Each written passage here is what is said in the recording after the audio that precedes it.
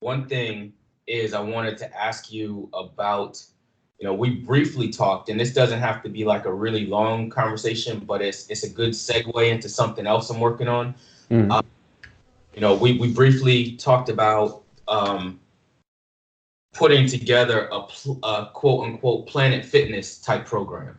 Right. So um, I'm interested to hear your thoughts on that. I'm also interested to hear about how we might build a CrossFit type program Yeah. for people, because I'll give you a perfect example. We're talking about someone like Marcy, who Hmm. um that was she specifically mentioned is like she wanted a hybrid.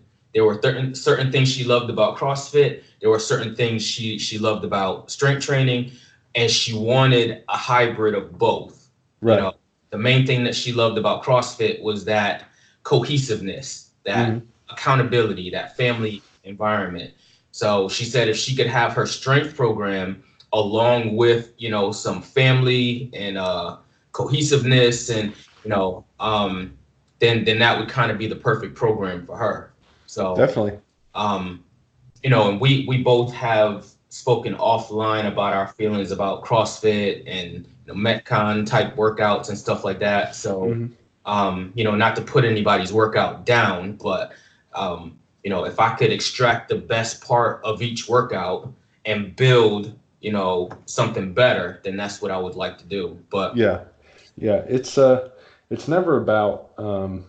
I mean, from my standpoint, that I can, not just I can, I do um, um, make all these types of programs. I do make CrossFit programs. I do make Planet Fitness programs.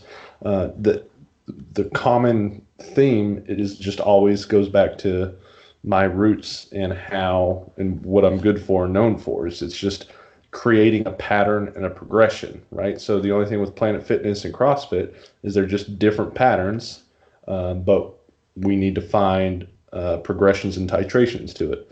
okay. Um, so, even CrossFit level one, when I took my level one, their organization, they actually have like they have a structure, but lack progression. And honestly, that's not just CrossFit. That's everywhere. For some reason, progression is uh, not really a big deal, and that's one of the most critical factors. But anyways, CrossFit talks about how they have monostructural movements, gymnastic movements, uh, and weightlifting movements. That's their three areas that they break down.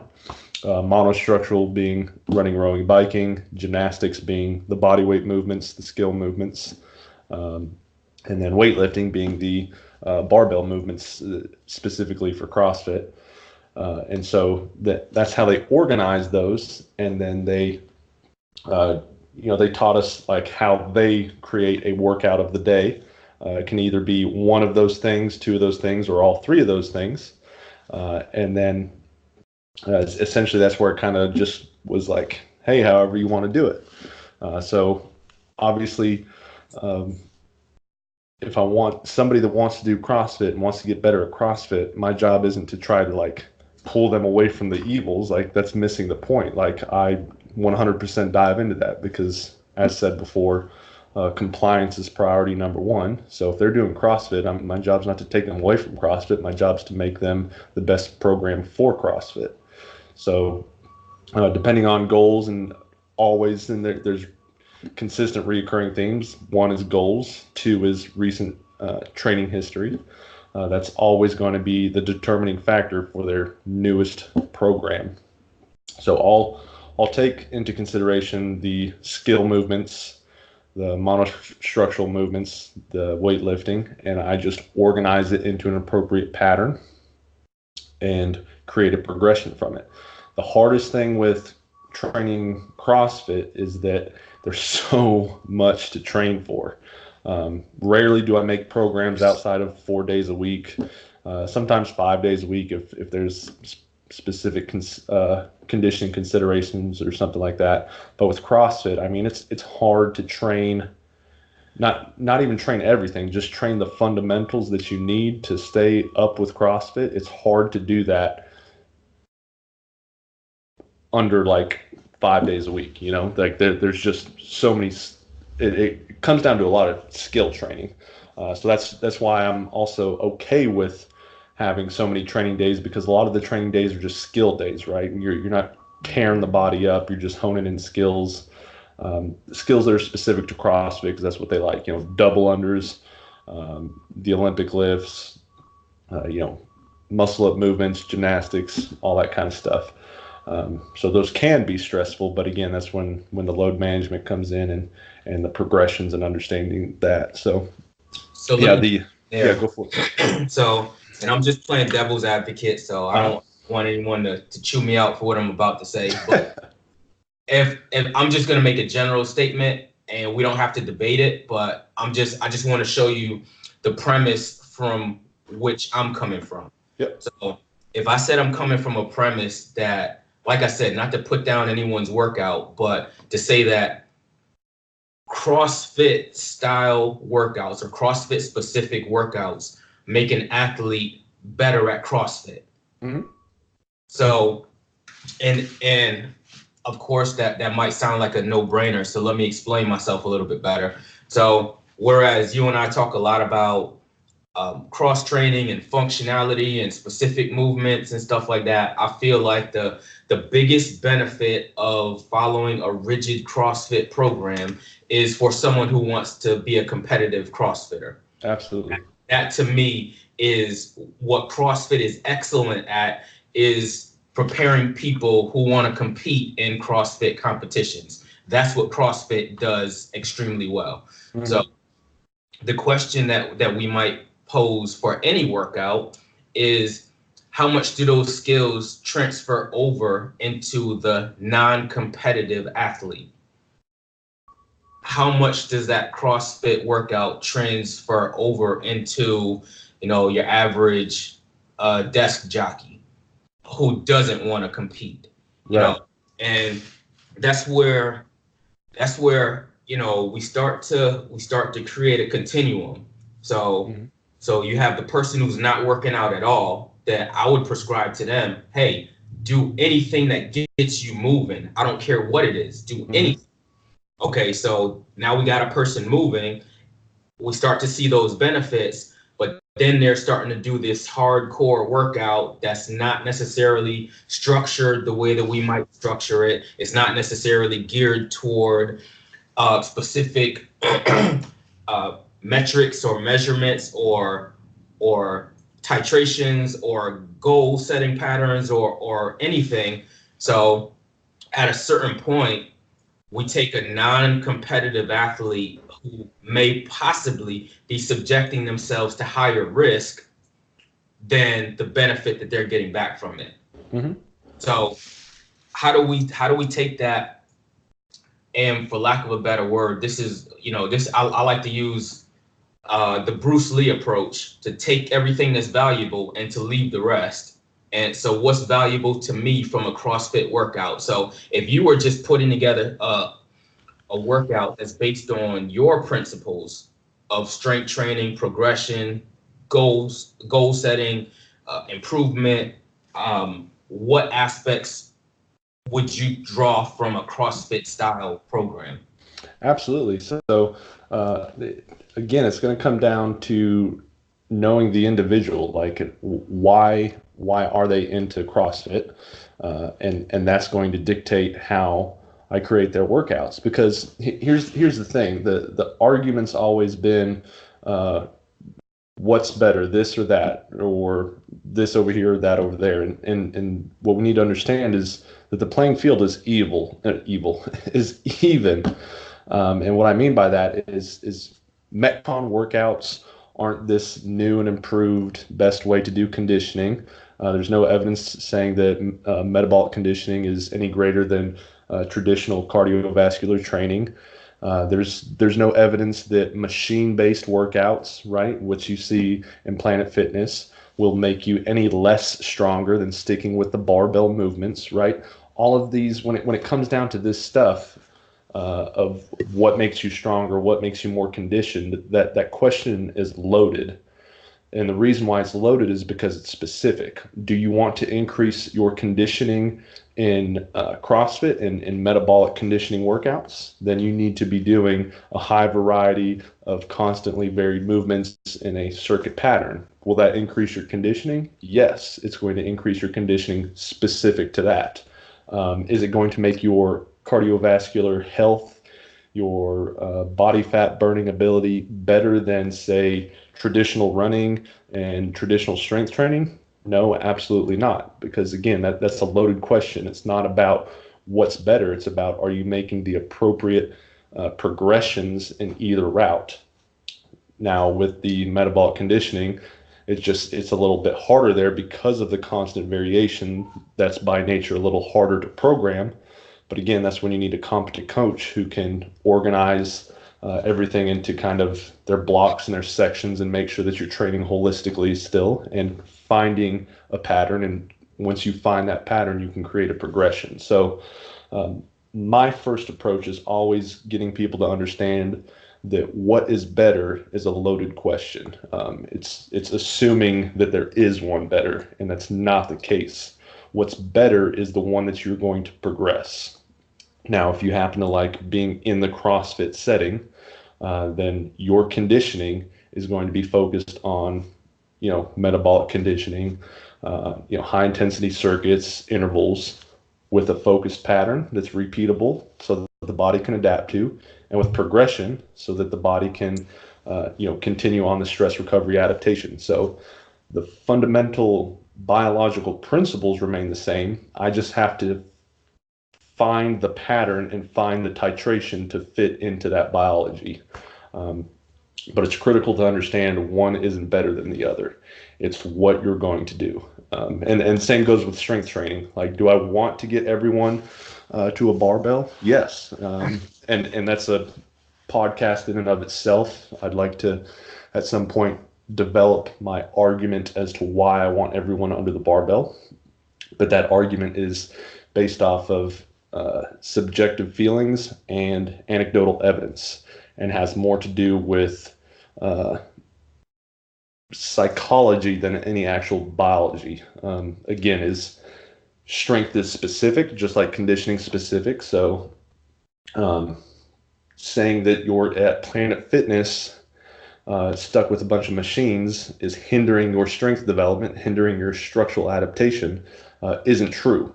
And if you tell somebody that, the only thing you've done was create a negative psychosocial factor and created a barrier for them that they need to now overcome, and has potentially hindered their compliance to that workout. So it's critical to not ask those loaded questions of what's better. It's what do we need to do to find the pattern and find the progression.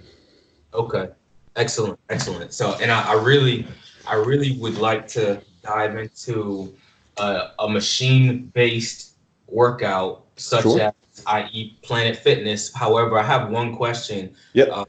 Before we go into that. You talked about metabolic conditioning, and I'm familiar. I had a term I haven't heard it recently, but about 10 years ago, there was a term that kept being thrown around that, for lack of a better word, I knew it as the afterburn effect. Mm-hmm. Are you familiar with that term at all, or well, let me explain it. Explain it, and then I think you're referring to the epoch state. But yeah, let me make sure that Right. I'm thinking the same way, and then I'll explain it. So my understanding of the afterburn effect, and of course that was someone's coined phrase. Mm-hmm. So, but whichever author I was studying at the time hypothesized that his workout was one that, as opposed to steady state cardio, which tends to burn calories while you're doing that activity, he patterned his workout after what he called more of a metabolic style workout that would continue to burn calories for hours after the workout was completed. So that's the general basis of his argument. I'm sure there were a lot of subtle nuances and stuff that I'm probably overlooking, but the general theory was that his workout was based on concepts that the athlete continues burning calories for several hours after the workout is complete. Right. He is correct in that general statement that I'll go into here in a little bit. But the ultimate question after hearing that statement is what I always ask a lot. It's the most simple question. It's the most challenging question because when people are asked this question, it makes them think. And my question is, so what? Congratulations. You're burning calories after the workout. So what? Again, the assumption there is extremely loaded. That continuing to burn calories is something spectacular and makes it better than other forms of training. And the fact of the matter is that if you are improving as a human, if you are physically progressing, you are upregulating your the function of your body, and thus you're increasing your metabolism. Right, you're becoming a better functioning human. So the that blanket statement is true, but it's so generic and so minute that it won't outweigh compliance and progression. I mean, so what he's talking about is the EPOC effect, is what we call it. So excess post-exercise oxygen consumption. So essentially, when you're doing your steady state cardio, like your monostructural stuff was what CrossFit calls it, your runs, rows, bikes that are steady state without stopping, you have enough oxygen being supplied continuously to sustain that activity, right? So there's no catch up, there's no debt that the body's in. When you have anaerobic work, like metabolic conditioning or high intensity interval training, same concepts, or even weightlifting for that matter, there's little minute pieces of EPOC, excess post exercise oxygen consumption, and it's essentially just catching up for the debt. So we require a ton of energy up front, but not enough oxygen. So that's why we go into immediate stores of energy.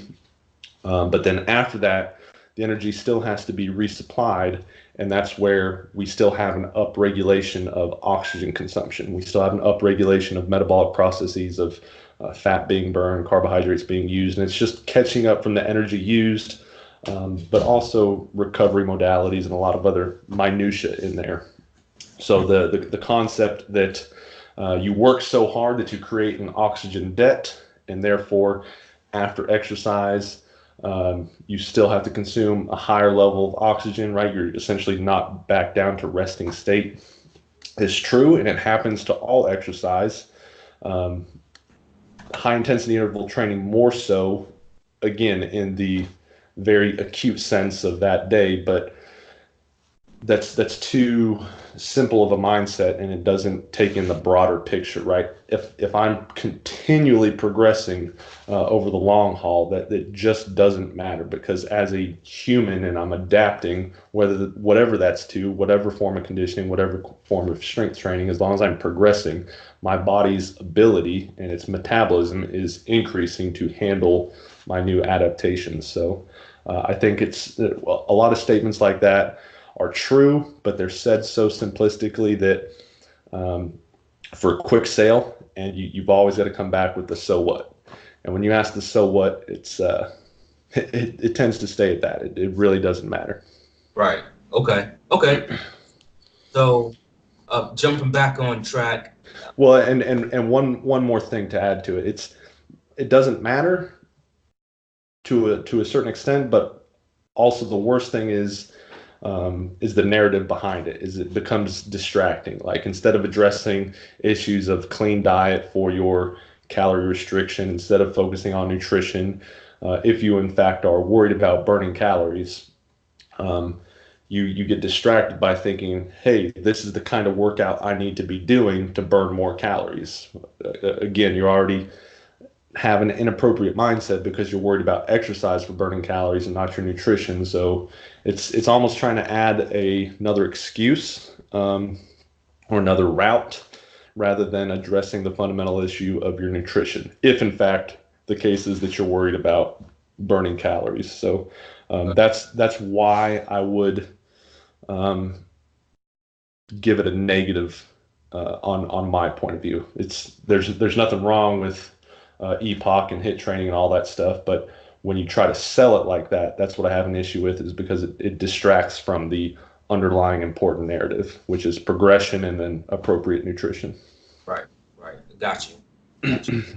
So we can touch on the machine-based program just quickly. If you have any quick thoughts on Sure. that. And, I mean, we talked about your basic philosophy.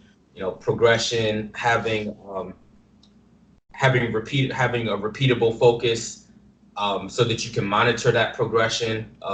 Proper goal setting and titrations.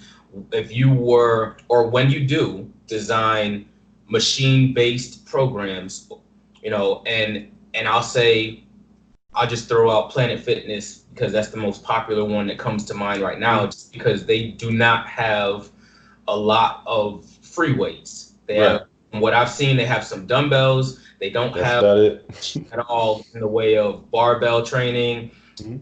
I saw a leg press. I did not see a squat machine.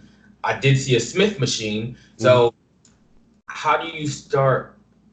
Where do you start as far as programming, and what are you looking for, considering that building off of the statement that you've already made, that Planet Fitness is no excuse Mhm.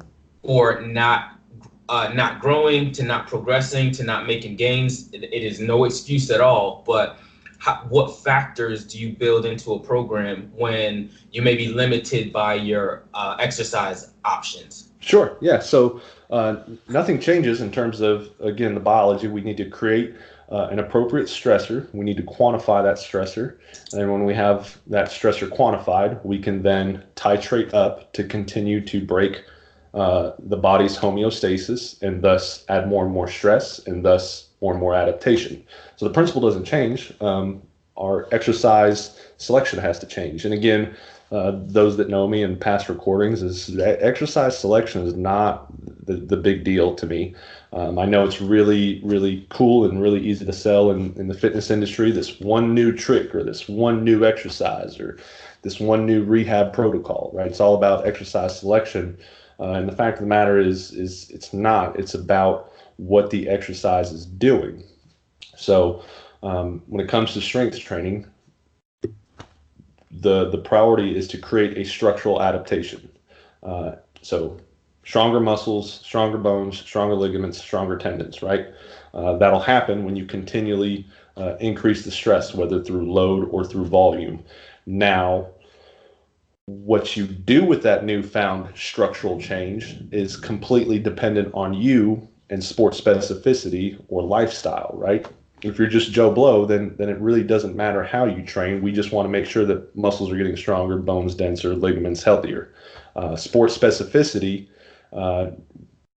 that transfers to your sport. So once you're done in the weight room, you go to your sport, you go to your coach, you go to your field, you practice your sport, and you create adaptations to your sport off of your newfound strength in the gym, right? This is a fundamental flaw with a lot of athletic coaches out there, is, they try to bring the sport into the gym, and that's just not the case. The gym, the weight room, is for structural biological adaptations, and what you do with those adaptations you need to take to your sport, right? There's too much time wasted in the gym doing a whole bunch of sport training. When you get enough sport training, you need to be getting more structural biological adaptations. You need to be creating that base more.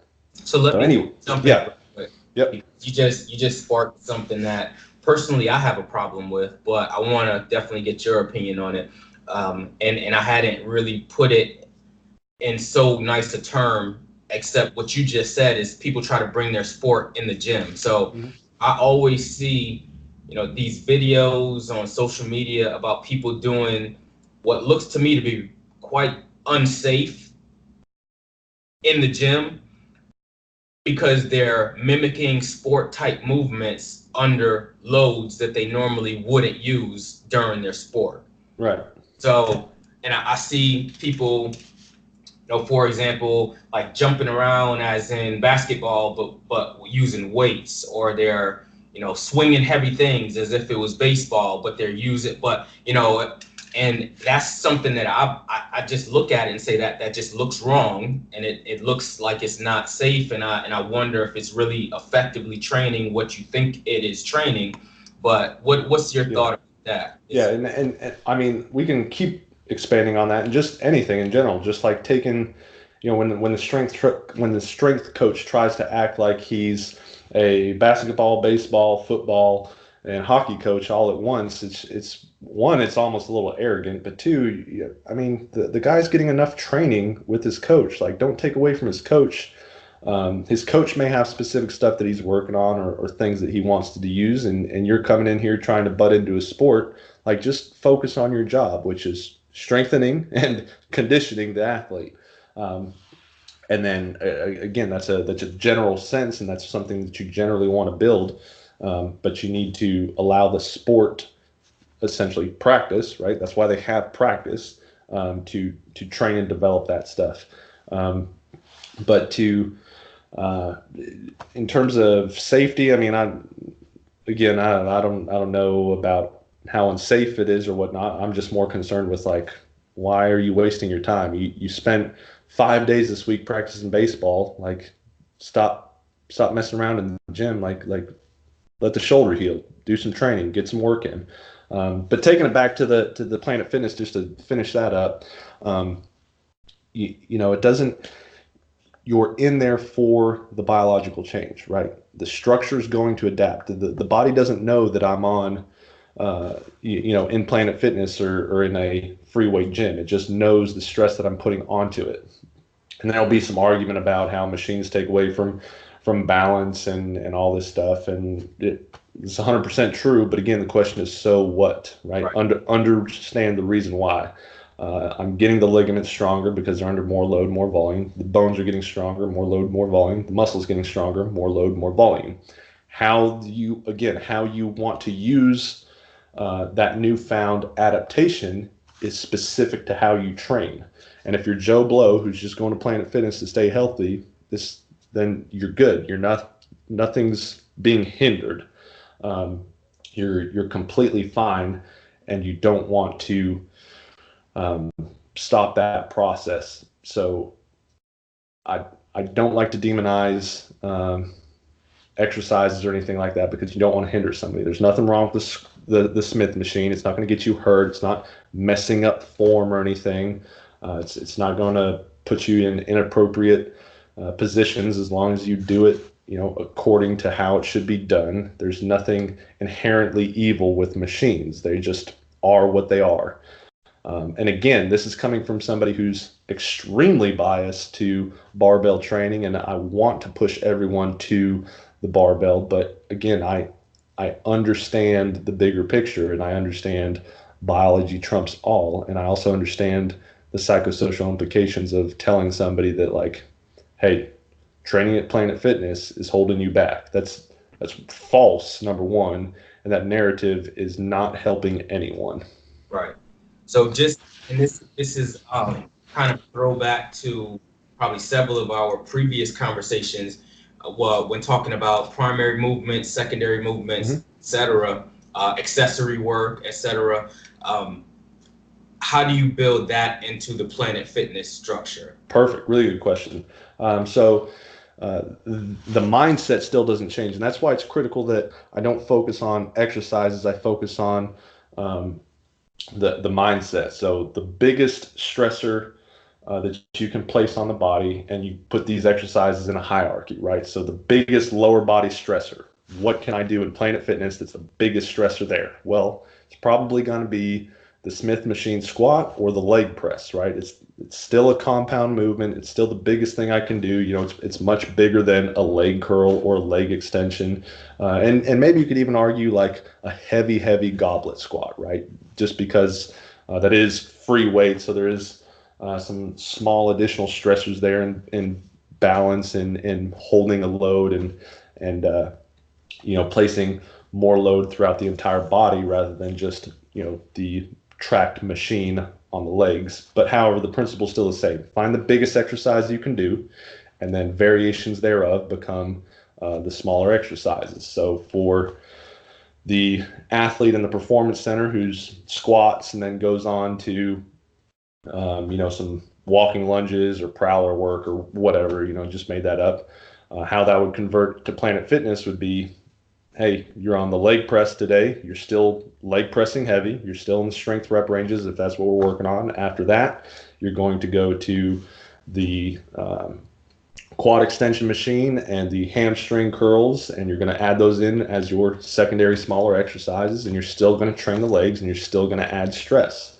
And what we see in the literature is, I don't like to rely solely on literature, but it's good to see the objective viewpoint. And what I mean is, just like conditioning specific, so is strength. Somebody will say, oh, well, the guy squatting is getting stronger than the person leg pressing. And I say, well, yes, if your sport is to squat, then you're absolutely true. But when we take one variable of training and another variable of training, and you say this variable of training here isn't making you as strong because you've tested it on the other variable, well, that's a red herring. That's a loaded statement. What the literature does is take this style of training and this style of training, and then they test it on an independent variable. And what they see is like maximal leg extension or maximal isometric holds. They do a lot of ISO stuff. And what they see is there's no difference when everything is equated the same.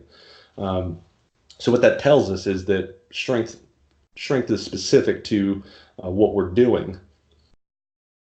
But we're not focused on the specificity of strength. We're focused on what the strength is creating, the biological adaptation, right? That's what matters. It's not about being, a 500-pound squatter unless you are a power lifter or an Olympic lifter. It's about the biology. It's about creating that new adaptation, that new stressor for the body to handle. And again, I want to say it again, this is coming from the most biased barbell trainer there is. You've got to understand that some people don't care about it, and that's fine. It's about the biology. It's not about the exercise. So and I fully understand everything that you're saying, and I agree with you. But just for the sake of clarification, Yep.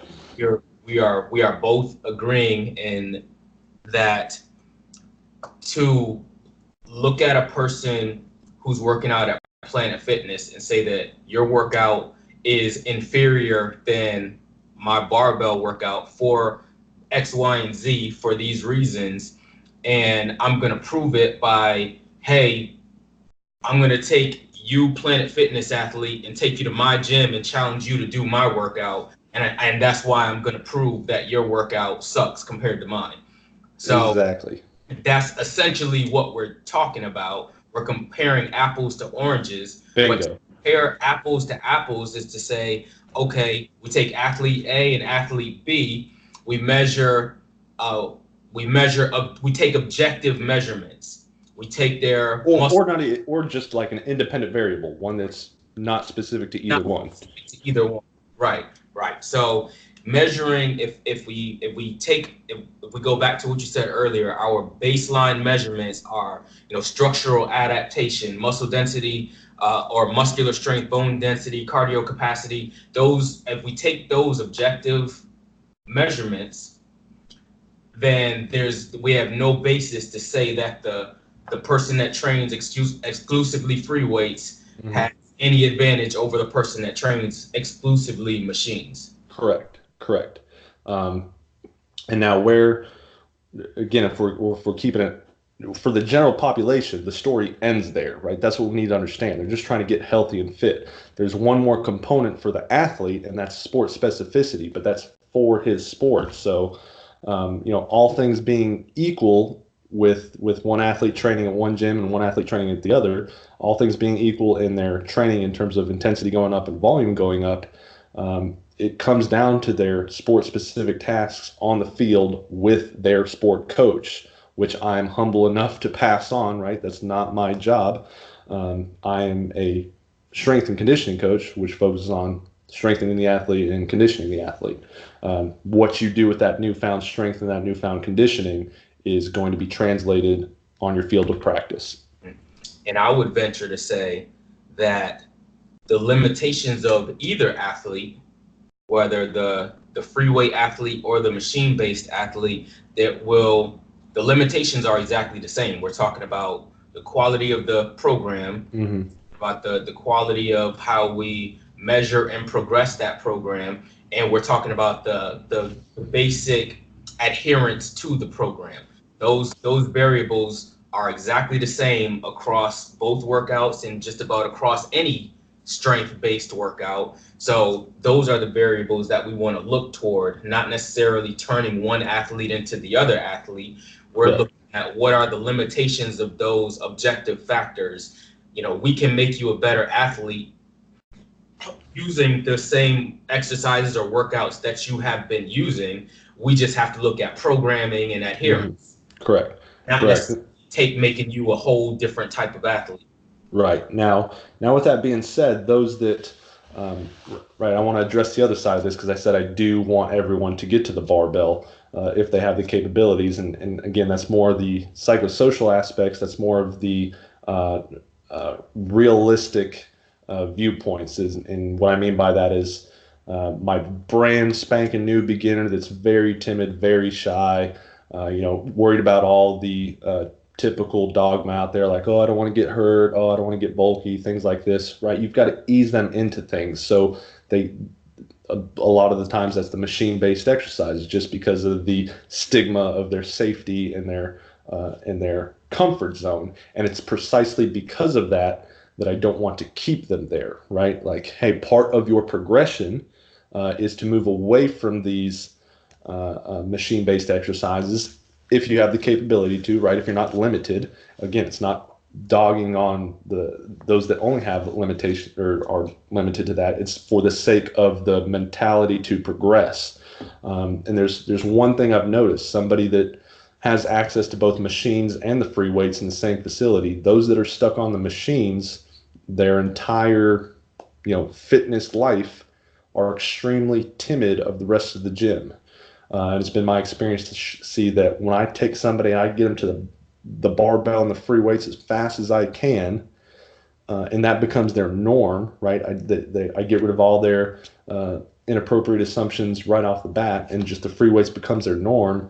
Well, the little things of them walking into the gym and not being afraid of anything in there are completely gone because they've taken on the biggest, most stressful, most scary thing in the gym, the barbell and the dumbbells and the free weights. So everything else is just like, there's a level of confidence that's been instilled. And like I said, we'll save that for another conversation. But I do want to acknowledge the fact that, like, yes, uh, I personally want people to get to the barbell, and will always push that. And I don't want anyone to twist my words saying, that Aaron's all about the Planet Fitness life. It's just that I appreciate the reality of the matter and the unbiased evidence of one's not better than the other.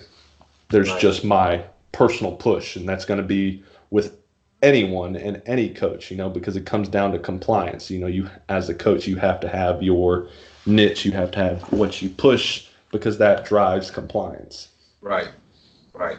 And one thing that I have in my notes, and I think we've touched on it several times, but can you tell us a little bit more about what is the VO2 max? How does that Yeah. work? How is it measured? What is that a measurement of? Yeah. So moving away from actually still kind of in the same realm when we're talking about conditioning, one form of conditioning isn't better than the other, and it's just more specific to what you're doing, and it's because of this measurement here. So VO2 max, or VO2 in general, is how we measure aerobic capacity. Aerobic capacity being people's conditioning levels, if you will, or a form of conditioning. So your VO2 is your cardiac output and your what's called AVO2 difference. That's the equation for VO2. So what that means is there's a heart component and a localized structural component that makes up your aerobic fitness, right? Your ability to have the cardio, if you will, increasing your cardio. So that first piece, that cardiovascular piece is the heart pumping out the oxygenated blood to the working tissue. Now, the working tissue is specific to your cardio uh, exercise that you're doing. So, if you're a runner, your localized tissue is the legs, right? So, for a runner, their VO2 is comprised or focuses on the heart pumping out that oxygenated blood and getting it to the legs, and the legs and their ability to uptake that oxygen. So that's a critical component to understand. People assume that you need to take in more oxygen to improve your cardio, and the fact of the matter is it's not taking in more oxygen, it's actually being able to utilize more of the oxygen that you have already taken in. So the way we do that is by improving training. I won't go into the details in this podcast, but I do want to bring up the fact that it's the understanding VO2 helps us understand the specificity to aerobic fitness, to cardiovascular training, because what VO2 shows us is, for the sake of specificity, is that localized structural component, the AVO2 difference, arterial venous difference. So arteries offload the oxygen, and then your venous return brings that deoxygenated blood back. How much oxygen gets offloaded is dependent on your training of that specific tissue. So to keep this honed in for everyone who's listening, and again, I want to have a whole nother talk at another time on VO2 and on strength in terms of their actual equations and adaptations. But to keep to the point of specificity is, if there's a local structural component that improves cardio, VO2, then we have to be specific to that training. So if Michael Phelps, right, Olympic gold medalist, it's safe to say that he's in very good cardiovascular condition, right? Right. We put him on a treadmill, though, something not specific to his event, and we measure his VO2. It's going to measure good just because he's a freak. Right. But we can safely say that it's not measuring his true VO2 max because it's not specific to his sport, right? Sure. Conversely, if I were to take Lance Armstrong, put him on a treadmill test for VO2, and then put him on a bike test for VO2, the bike test would put out a higher number VO2 than the treadmill because it's specific to the local adaptation that he has in his legs, right? Does that make sense? Right. So that's why that's how we understand that one form of conditioning isn't better than another. It's just that it's specific to what you're doing. So, that runner who has a high level of conditioning is specific to running because of how we measure VO2, and he's probably not going to be able to display his level of conditioning as well as he can in a CrossFit Metcon. And all the time we see that and we're like, oh, see, this guy's out of shape. No, he's not out of shape. He's just not specific to what you're doing. So it's critical to understand. Right. So if I can just try to make sure that I understand exactly what you're saying, and Sure. to keep it within the scope of what we're discussing today, when we're measuring the effectiveness of any said program, I just want to stress that when we start talking, and you can correct me if there's a better term for a non-athlete, but just the fact that we're measuring the body's ability to intake and put to use the oxygen that it's taken in. Mm-hmm. So, and that is a direct result of a specific type of training. Correct. And the ability to uptake and use that oxygen is still specific to that training. So if you, for example, if you need to train for the Army PT test and you're training for the run, some other activities may translate over to that, but the best thing to do is to train for the run, is to run. Mm-hmm. Because that's going to make sure that you are best using that conditioning and that oxygen in the way that you will need to use it for the test. So exactly. Exactly. That's exactly it. And that is a direct result of specific training Right. modules. Right. Specific training, finding the appropriate pattern that you need and creating a progression off of that pattern. Right. That's always what it's going to come down to.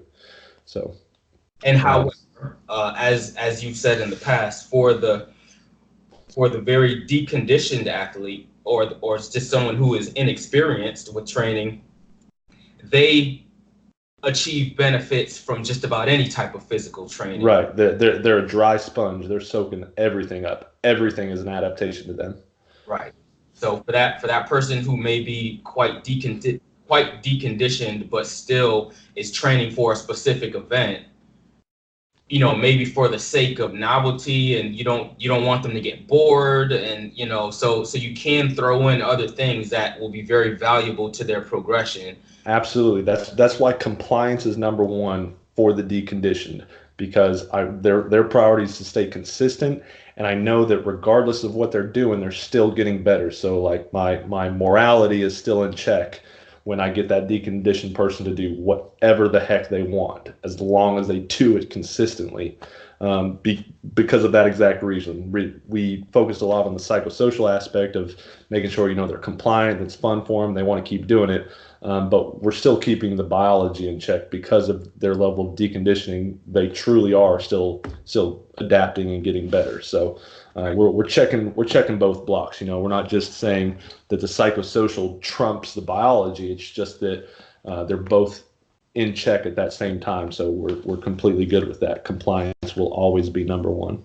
Right. Right. Absolutely. So I think we pretty much covered the couple things I wanted to talk about. Is there yeah, no, any? no, that was good. I wanted to knock that out. Just sticking with understanding, um, you know, strength is specific and conditioning is specific, and we shouldn't put one down. And saying hearing somebody say that this is better than this is a loaded question. I wanted to make sure that was kind of the overarching theme of this whole talk. So I'm really glad we got to answer those questions you brought up. That made for a good conversation. Definitely in the near future, I want to dive into the specifics of strength training and the specifics of VO2 and conditioning. We'll talk the science behind those so that we can have practical application. But I think this was the forefront, the precursor to that, making sure people understand that, this is better than that is always a loaded question. Absolutely. And if I can add, uh, just in the context of specific strength training, and this is something that you and I have talked about lots in the past, and today we just kind of brushed over the conversation of primary movement, secondary movement, accessory movement, and I think that's something that definitely we need to touch back up on, and that's Sure. and it's not a shameless plug because I'm plugging your book, but um, you seem to be really humble about your book and all that. But so I'm gonna plug it for you and say, for anyone who's interested in getting stronger and being on a specific strength program, and it's something that they want to build on their own, that your book is definitely the go-to source for that. So we'll have to be sure to plug your book during that discussion as well. Cool. Sweet. All right, man. All right. Appreciate the time. Yeah, definitely. That worked out